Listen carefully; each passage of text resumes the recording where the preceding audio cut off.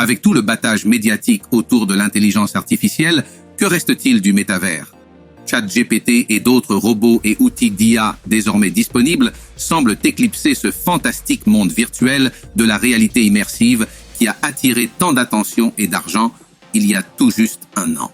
Il est peut-être trop tôt pour le dire, car il se pourrait aussi que l'intelligence artificielle et le métavers ne soient pas vraiment des concurrents, mais des alliés proches pour créer tôt ou tard une sorte de nouveau monde fascinant, même s'il n'est pas dénué de risques.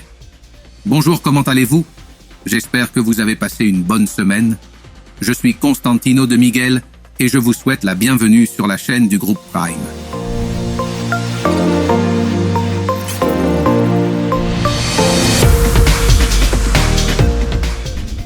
Je me souviens que lorsque le métavers est apparu pour la première fois, c'était comme quelque chose de jamais vu auparavant, un monde immersif de réalité virtuelle et augmentée avec lequel vous pouviez interagir. C'était littéralement époustouflant pour beaucoup de gens. Tout le monde a commencé à parler de l'avenir des jeux en ligne, des réseaux sociaux, de l'éducation, de la formation et des entreprises. Les possibilités semblaient infinies. Le métavers était donc un travail en cours et de nombreuses entreprises ont investi des millions de dollars pour coloniser ces espaces numériques avec leurs marques. Car après tout, des millions d'yeux regardaient dans ces arènes. Et pour toute entreprise B2C tournée vers le consommateur, il fallait y entrer. Les entreprises B2C ont conçu leur campagne dans le métavers pour cibler principalement un public jeune, faire connaître leur marque et recueillir des données sur le comportement des consommateurs. Mais elles n'ont pratiquement rien vendu, pas même des produits virtuels. Le métavers est aussi une série de rues et de places virtuelles où sont placées des publicités et où sont proposés des coupons et des promotions qui peuvent ensuite être échangés sur le site web de telle ou telle entreprise. L'année dernière, une situation financière difficile s'est présentée. Les entreprises fortement impliquées dans le métavers ont vu leurs bénéfices et leur valorisation boursière s'effondrer. Les capitaux d'investissement se faisant rares, elles ont décidé de licencier du personnel, de réduire les coûts et d'éliminer les projets superflus. Et soudain, ChatGPT et d'autres outils d'IA sont apparus.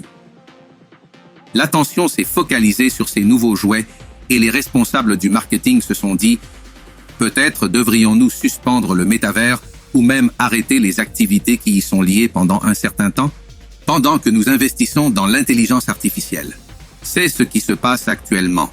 Par exemple, Walmart a fermé son espace virtuel sur la plateforme de jeux Roblox. Disney a supprimé sa division métavers. Microsoft a fermé une plateforme sociale de réalité virtuelle. Et comme le rapporte le Wall Street Journal, même Mark Zuckerberg, pionnier de cette innovation lorsqu'il a même changé le nom de Facebook en Meta, s'intéresse déjà de plus près à cette nouvelle obsession de l'industrie, l'intelligence artificielle. Selon le cabinet d'études Advanis, les spécialistes du marketing ont désigné l'intelligence artificielle comme leur principale priorité en matière d'investissement technologique dans le cadre d'une enquête menée auprès de 488 cadres. À la question de savoir d'où viendrait l'argent pour financer l'IA, 48% ont répondu qu'il devrait provenir de leur budget métavers. Une autre image de cette étoile filante apparente du métavers est la réalité virtuelle, les casques de VR, si vous voulez, ces appareils qui vous permettent de pénétrer dans ce monde numérique. Après 2 années de croissance régulière, les livraisons mondiales de VR ont frappé un mur en 2022, chutant de 21% selon les recherches d'IDC. Cela ressemble à la chanson anglaise « Video killed the radio star ». La vidéo a tué la star de la radio. Vous vous souvenez? Mais l'intelligence artificielle a-t-elle vraiment éclipsé le métavers?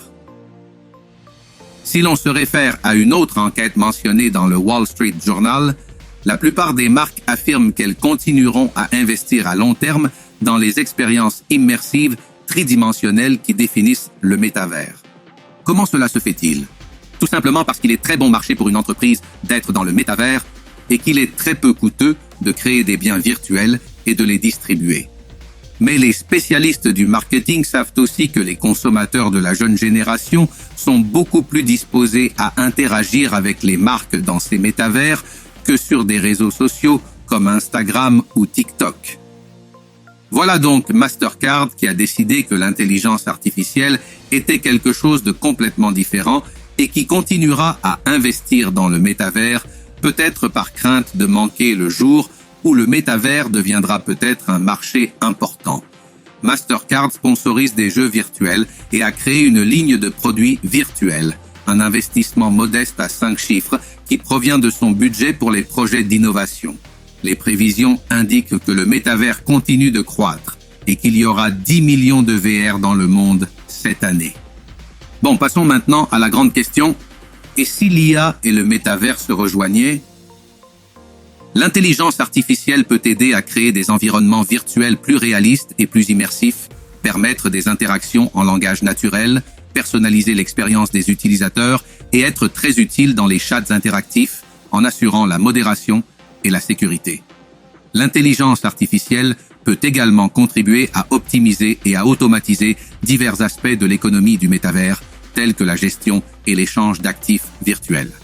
Dans l'ensemble, l'IA a le potentiel de rendre le métavers plus intelligent, plus réactif et plus agréable pour les utilisateurs.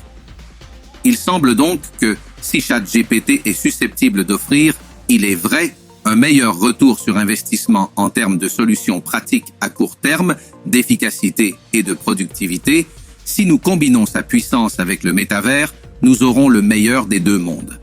L'intelligence artificielle et le métavers ne feront pas que coexister, ils se renforceront mutuellement de manière à rendre l'Internet encore plus puissant et plus intelligent. Qu'il s'agisse d'un bienfait ou d'un cauchemar, ce serait une toute autre affaire, mesdames et messieurs. Merci beaucoup d'être restés jusqu'à la fin de cette vidéo. Si vous avez apprécié le contenu, n'oubliez pas d'appuyer sur le bouton « J'aime » et de vous abonner à la chaîne du groupe Prime. Je vous souhaite une excellente journée.